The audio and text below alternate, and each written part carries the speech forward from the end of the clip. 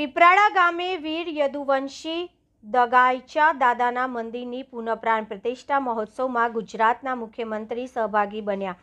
પાટણ જિલ્લાના સાંતલપુર તાલુકાના પીપરાળા ગામે આવેલા વીર યદુવંશી દગાઈચા દાદાના મંદિરની પુનઃપ્રાણ પ્રતિષ્ઠા મહોત્સવમાં ગુજરાતના મુખ્યમંત્રી ભૂપેન્દ્રભાઈ પટેલ સહભાગી બન્યા હતા। પીપરાળા ગામે વીર યદુવંશી દગાઈચા દાદાના મંદિરની પુનઃપ્રાણ પ્રતિષ્ઠા મહોત્સવ ધાર્મિક માહોલમાં યોજાયો હતો। આ પ્રસંગે મુખ્યમંત્રી ભૂપેન્દ્રભાઈ પટેલ મંદિર ખાતે પૂજા અર્ચના કરી કાર્યક્રમને સંબોધન કર્યું હતું। મુખ્યમંત્રીએ જણાવ્યું હતું કે ધાર્મિક ઉત્સવો સમાજમાં એકતા, સંસ્કાર અને આધ્યાત્મિક શક્તિનો સંચાર કરે છે। તેમણે વધુમાં જણાવ્યું હતું કે વડાપ્રધાન નરેન્દ્ર મોદીના નેતૃત્વમાં દેશના તીર્થસ્થાનોના વિકાસને નવી ગતિ મળી છે અને ભારત પોતાની સંસ્કૃતિ સાથે ફરી જોડાઈ રહ્યું છે। કાર્યક્રમ દરમિયાન મુખ્યમંત્રીએ વીર યદુવંશી દગાઈચા દાદાના શૌર્ય અને જીવનગાથા દર્શાવતી દસ્તાવેજી ફિલ્મ પણ નિહાળી હતી। આ પ્રસંગે મંત્રી ત્રિકમભાઈ છાંગા, સાંસદ પૂનમબેન માંડમ, ધારાસભ્ય લવિંગજી ઠાકોર સહિત મોટી સંખ્યામાં આગેવાનો અને આહિર સમાજના ભાઈઓ બહેનો ઉપસ્થિત રહ્યા હતા। રિપોર્ટર પંકજ સાધુ, પાટણ સાંતલ। આજે આપણી પ્રાચીન રાજધાની અણિયાલપુર પાટણ જિલ્લાની પવિત્ર ધરતી પર વીર યદુવંશી આહિર દગાઈચા દાદાના મંદિરના પુનઃપ્રાણ પ્રતિષ્ઠાનો આજનો આ પાવન અવસર છે।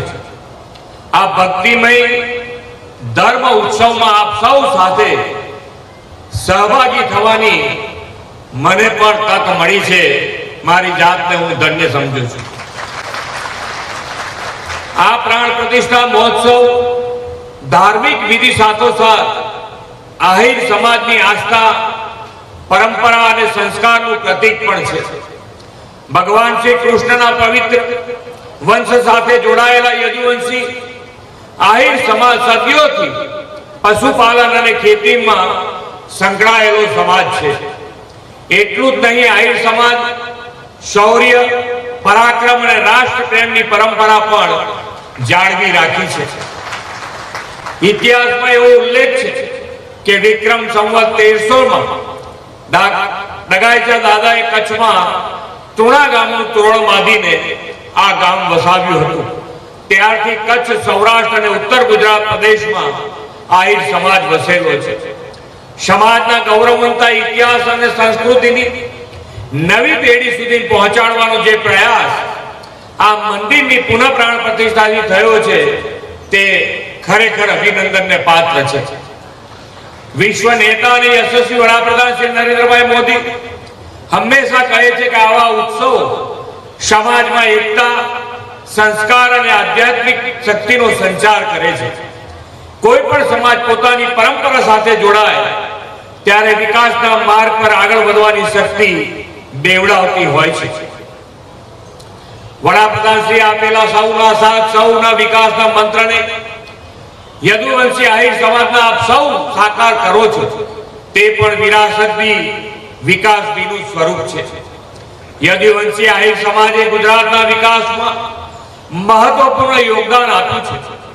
કૃષિ, પશુપાલન, વેપાર, ઉદ્યોગ જેવા અનેક ક્ષેત્રમાં સમાજના લોકો દેશ અને રાજ્યનું ગૌરવ વધારતા રહ્યા છે। વડાપ્રધાન શ્રી નરેન્દ્રભાઈ મોદીએ દેશની પોતાની સંસ્કૃતિ અને આધ્યાત્મિક વારસા સાથે ફરીથી જોડવાનું મહાન કાર્ય કર્યું છે। તેમની પ્રેરણાથી સોમનાથ સ્વાભિમાન પર્વની ઉજવણીથી આપણું સાંસ્કૃતિક ગૌરવ ફરીથી જીવંત થયું છે। સોમનાથ સ્વાભિમાન પર્વથી આપણા આધ્યાત્મિક અને સાંસ્કૃતિક વારસાને નવી ઉર્જા અને નવી ઓળખ મળી છે। મોદી સાહેબના નેતૃત્વમાં સોમનાથ સહિત દેશના 30 સ્થળોના અદ્યતન વિકાસની પણ શરૂઆત થઈ છે। જ્યારે કોઈ તીર્થસ્થાનનો વિકાસ થાય ત્યારે તે વિસ્તારના લોકો માટે રોજગારીના નવા અવસરો ઊભા થાય છે, પર્યટન વધે છે અને સ્થાનિક અર્થતંત્ર પણ નવી શક્તિ મળે છે। સાંતલપુર અને પાટણ પણ વિકાસનો નવો અધ્યાય લખ્યો છે। આ વિસ્તારમાં ઇન્ફ્રાસ્ટ્રક્ચર, પાણી, કૃષિ અને રોજગારીના ક્ષેત્રમાં અનેક યોજનાઓ દ્વારા વિકાસને નવી ગતિ મળી છે। શ્રી મોદી સાહેબે એશિયાનો સૌથી મોટો સોલાર પાર્ક ચારણકામાં શરૂ કરાવીને સ્થાનિક રોજગારીના અવસરો આપ્યા અને આજે ગુજરાત રિન્યુએબલ એનર્જીમાં લીડ લેતું રાજ્ય બની ગયું છે. શ્રી મોદી સાહેબે હમણાં થોડા દિવસ પહેલા સાણંદમાં સેમિકન્ડક્ટર પ્લાન્ટનું ઉદ્ઘાટન કર્યું છે. સાણંદ અને ધોલેરા બે સેમિકન્ડક્ટર હબ તરીકે હજારો યુવાનો માટે હાઈટેક રોજગારના અવસરો ઉભા કરશે. યદુવંશી આહિર યુવાનો આ તકનો લાભ લેવા સમર્થ બને એવા આશીષ આપણે સૌ ડગાચા દાદા પાસે માગીએ. વડાપ્રધાન શ્રી 2047માં ભારતને વિકસિત રાષ્ટ્ર બનાવવાનો સંકલ્પ કર્યો છે. એ માટે 9 સંકલ્પો આપ્યા છે. તેમાં કેચ ધ રેઇન અંતર્ગત પાણીનો બચાવનો સંકલ્પ, એક પેડ માં કે નામ અંતર્ગત માતાના નામે એક વૃક્ષ વાવવાની અપીલ કરી છે. આ ઉપરાંત સ્વદેશીને પ્રોત્સાહન, સ્વચ્છતા તથા સ્વદેશ દર્શનનું આહ્વાન કર્યું છે. આપણે પણ ગુજરાતના ધાર્મિક આસ્થાના ધામને સ્વચ્છતામાં અગ્રેસર બનાવી વીર યદુવંશી આહિર ડગાચા દાદાનું આ પવિત્ર સ્થાન શ્રદ્ધા, ભક્તિ અને એકતાનું કેન્દ્ર બને. અહીં આવનાર દરેક વ્યક્તિને સંસ્કાર અને સમાજ સેવા સાથે વિકસિત ભારત માટે યોગદાન આપવાની પ્રેરણા મળતી રહે એવા વિશ્વાસ સાથે વિરમું છું.